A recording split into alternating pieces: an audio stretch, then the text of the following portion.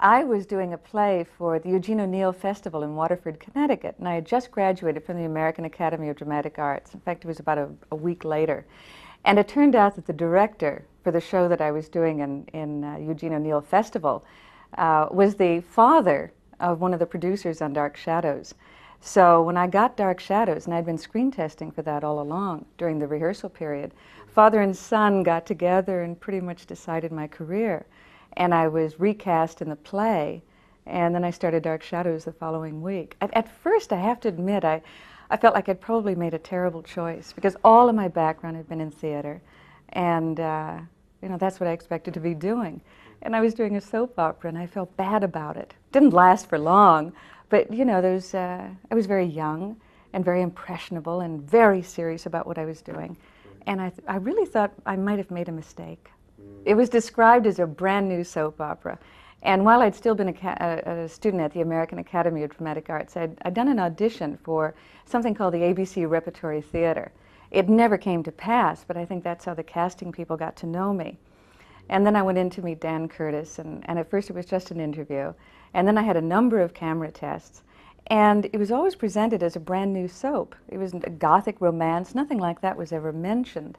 It was always just a new soap. And I was supposed to play a 1960s waitress. Of course, it was the 1960s. I was playing a waitress in a roadside diner. So it was an ordinary sort of role for what was to be an ordinary soap.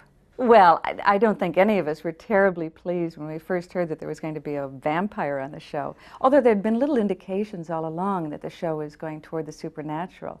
We had a sea captain come back dripping seaweed who'd been dead. But I think that all of us had our misgivings when we realized we were going in that direction.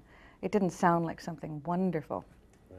And then as we started doing it, of course, it was great fun. Right. I think that a lot of the other actors were more aware of the fact that a show could go off the air because of bad ratings. Mm-hmm. For me, it was a day-to-day experience of getting through each show, preparing for it, learning my craft, all of those sorts of things. I really was too young to know that the show could be that precarious. Suddenly we had a crowd outside the stage door, and we were getting mountains of mail, and everything changed. I mean, suddenly we were a cult.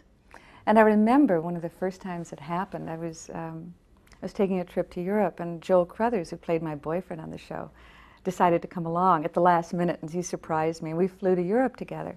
And I can't tell you the commotion at Kennedy Airport when the two of us just walked through the terminal at Alitalia. It was like Joe and Maggie were running off together. I couldn't believe there were that many people who could recognize us and knew all about us. It was amazing. Dark Shadows did not exist for me for almost 15 years, because before the show went off the air, I moved to Europe. I moved to Paris, and I got married, and I lived in London, and I did a lot of repertory and a lot of film and television in Britain.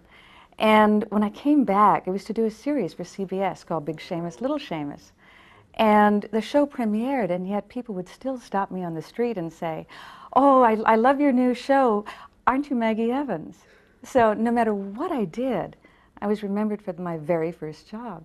The real reason why I wrote my scrapbook memories of Dark Shadows is because for me it was a sense of closure. I've been away from the show for 15 years. I've been living in Europe.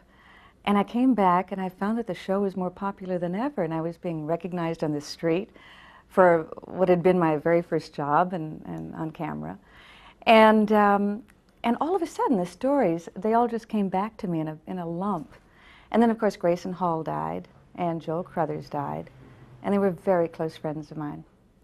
And so the book just poured out of me.